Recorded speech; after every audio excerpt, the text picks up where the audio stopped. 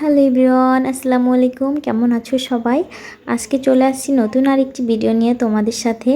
তো বাইরে যেহেতু মৃদু মৃদু বৃষ্টি হচ্ছে, তো যেহেতু বাইরে প্রচণ্ড বৃষ্টি হচ্ছে রিমঝিম, তো এই জন্য একটু বাদাম ভাজতেছি। তো এই বাদামগুলো আমার শাশুড়ি গ্রাম থেকে নিয়ে আসছে আসার সময়, অনেকগুলা বাদাম নিয়ে আসছে দেখতেই পাচ্ছ। তো এখানে আমি বাদামগুলো আজকে ভাজবো।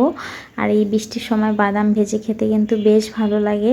আর শুধু বাদামই না, আজকে আরও রান্না হবে হচ্ছে গরুর পা। তো গরুর পা, কোরবানির সেই গরুর পাগুলা আমার শাশুড়ি আমার জন্য রেখেই দিয়েছে। কিছুটা রান্না করছিল আর কিছুটা রেখেই দিয়েছে। তো এগুলো আজকে রান্না হবে। তারপরে হচ্ছে সাথে শুধু গরুর পা না, সাথে একটু রুটি বানানো হবে। আর এগুলো তো রুটি দিয়ে খেতে বেশ ভালো লাগে, তোমরা জানোই। আর বাইরে দেখো রিমঝিম বৃষ্টি হচ্ছে, খুব বৃষ্টি না, রিমঝিম বৃষ্টি। আর এরকম বৃষ্টিতে এরকম টুকিটাকি খাওয়া দাওয়া হলে কিন্তু বেশ ভালোই লাগে। ওয়েদারটাও আমার কাছে ভালোই লাগতেছিল, মিষ্টি মিষ্টি লাগে, আবার ঠান্ডাও লাগে মিষ্টিও লাগে, সব কিছু মিলাই ঝিলাই। আর এই বাদামগুলো আমার ভাজা হয়ে গেছে, তাই এখানে দাঁড়িয়ে দাঁড়িয়ে বেলকুনিতে দাঁড়িয়ে দাঁড়িয়ে একটু বাদামগুলো খাচ্ছি। তো বেশ ভালো লাগতেছিল সব কিছু মিলিয়েই। তো খেতে খেতে এখন খাওয়া শেষ করে রান্নাঘরে ঢুকে পড়লাম, কারণ পা রান্না করতে হবে। আর আমি কিন্তু পা ফার্স্ট রান্না করব। আমার শাশুড়ি বলল যে তুমি আজকে রান্না করো পাটা।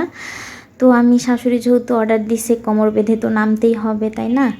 তো শাশুড়ি বলে কথা, শাশুড়িকে কি আর অমান্য করা যায় বলেন তো? শাশুড়ি আমার, তবে শুধু আমি একাই কিন্তু রান্না করছি না, শাশুড়ি আমাকে প্রচণ্ড হেল্প করছে। সে সব কিছু বেটে টেটে একদম মশলা টশলা সব কিছু রেডি করে দিয়েছে। আর আমি শুধু এখন রান্নাটা বসাবো শুধু। তো আজকে আমি যেই গরুর পাটা রান্না করব, যদিও আমি আজকে ফার্স্ট গরুর পা রান্না করব। এমনিতে গরুর মাংস রান্না করছি, কিন্তু গরুর পা কখনো রান্না করিনি, যদিও শাশুড়ি একটু একটু বলে বলে দিবে। আর আমি এখানে তেলটা বসাই দিলাম এখানে গরম করার জন্য। বড় একটা ডেকচি নিয়ে নিয়েছি যাতে নাড়তে সুবিধা হয়। তো আজকে সব রকমের বাটা মশলা দিয়ে রান্না করা হবে। এটা হচ্ছে নিজ হাতে করে বেটে নেওয়া হয়েছে সব মশলাগুলা, দেখতেই পাচ্ছ। তো এগুলা দিয়ে রান্না করলে কিন্তু বেশ মজা হয়, হাতে বাটা মশলা বলে কথা। তো আর শাশুড়ি এগুলো সব বেটে দিয়েছে। আর এইদিকে আমি গরম করার অপেক্ষায়। তবে আমি কিন্তু শাড়ি পরে কখনো রান্না করি নাই, এই ফার্স্ট শাড়ি পরে রান্না করতে আসছি।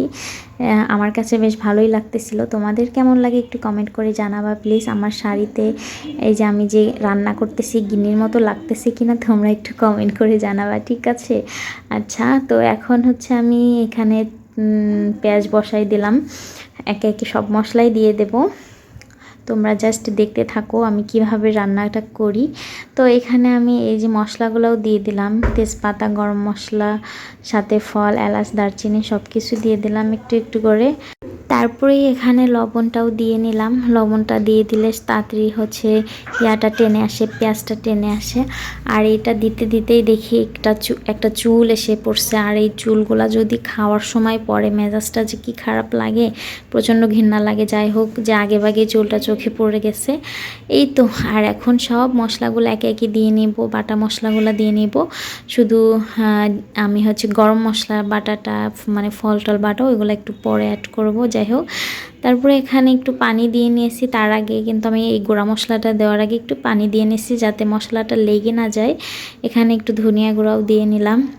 তো আমার প্রায় সব মশলা দেওয়া একদম ডান। এখন শুধু নেড়ে নড়ে মশলাটা একটু কষানোর পালা। তবে তার আগে তোমরা একটু দেখে নাও আমার মশলাটার কালারটা কেমন এসেছে। দেখতেই পাচ্ছ কালারটা কিন্তু বেশ বেশ ঝাঁঝালো একটা কালার এসেছে, অনেক সুন্দর একটা কালার এসেছে। আর এরকম হাতে বেটে যদি মশলা দেওয়া হয়, কালারটা কিন্তু এরকমই হয়, অনেক সুন্দর কালার হয়। আর এইদিকে যেহেতু গরু পা সিজতে অনেক সময় লাগে, তবে আমার শাশুড়ি আর একটা বুদ্ধিমতী কাজ করছে, সেটা হচ্ছে পাগুলা কিন্তু আগে থেকে একটু সিদ্ধ করে নিয়ে আসছিল, সেটা হচ্ছে লাকড়ি চুলায় গ্রাম থেকে। আর এখানে আমি একটু গরম পানিও বসাই দিছি যাতে অ্যাড করলে একদম তাড়াতাড়ি সিজে যায়। আমার হচ্ছে কি বলে, গ্যাসের খরচটাও কমলো, সময়ও বাঁচলো সব মিলিয়ে। যাই হোক, দেখতেই পাচ্ছ আমি কিন্তু এখন গরুর পাটা দিয়ে দিয়েছি। আর দেখতেই পাচ্ছ কত সুন্দর কালার এসেছে, একদম মাখো মাখো কালার, মনে হচ্ছে এখনই একটা নিয়ে খেয়ে নিই, তাই না? তোমাদের কেমন লাগতেছে একটু কমেন্ট করে জানাও। তারপরে এখানে মাঝে মাঝেই কিন্তু একটু নেড়ে দিতে হবে, কারণ একটু তল থেকে লেগে গেলে খাওয়ার স্বাদটাই পাল্টে যাবে, একদম পুরো খাবারটাই কিন্তু নষ্ট হয়ে যাবে। যাই হোক, রাঁধতে রাঁধতে প্রচণ্ড ঘেমে গেছি, কিন্তু আমার এই মুছে দেওয়ার মতো কেউ নাই। আমার হাজব্যান্ড যদি একটু থাকতো, সে তো এই কাজ করবে না কখনোই, আমি জানি। যাই হোক, তারপরে নিজের কাজ নিজে করাই ভালো। আর এইদিকে একটা ঘটনা ঘটে গেছে যে এই ঢাকনাটা উঠাইতে গিয়ে হাতে ভাপ লেগে একদম জ্বলতেছে খুব। শুধু আমারই না, সাথে আমার শাশুড়িরও লাগছে, দুইজনেরই একসাথে পাল্লা করে। তারপরে এখানে এই তো রুটি বানাবো এখন। তো এই আটাটা একদম মাখানো শুরু করে দিলাম, চটকায় চুটকায় মাখাইতেছি। আমি আর শাশুড়ি মিলে এখানে সবাই দুইজন মিলে আমরা রুটিও বানাইতেছি। যদিও আমি রুটি তেমন একটা বানাইতে পারি না, আর মাঝখান থেকে আমার হাজব্যান্ডে দুষ্টামি করতেছে। তাও বেশ দেখো রাউন্ড হচ্ছিল কিন্তু ভালোই মোটামুটি, আবার রুটিও কিন্তু ঘুরতেছিল ভালোই। আর আমার মেয়ে আমার রুটি বানানো দেখে তার আর সহ্য হচ্ছে না, সেও এখন রুটি বানাবে।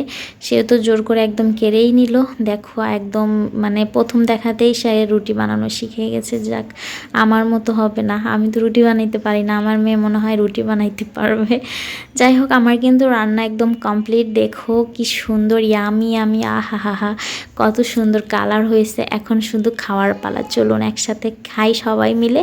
আপনারাও চলে আসুন আমাদের সাথে খেতে। এই তো সবাই মিলে বসে গেলাম এখানে খেতে, একদম ডেক পাতিল নিয়ে। আর দেখো কত ইয়ামি ইয়ামি আর মানে জুসি জুসি লাগতেছে, যে মনে হচ্ছে।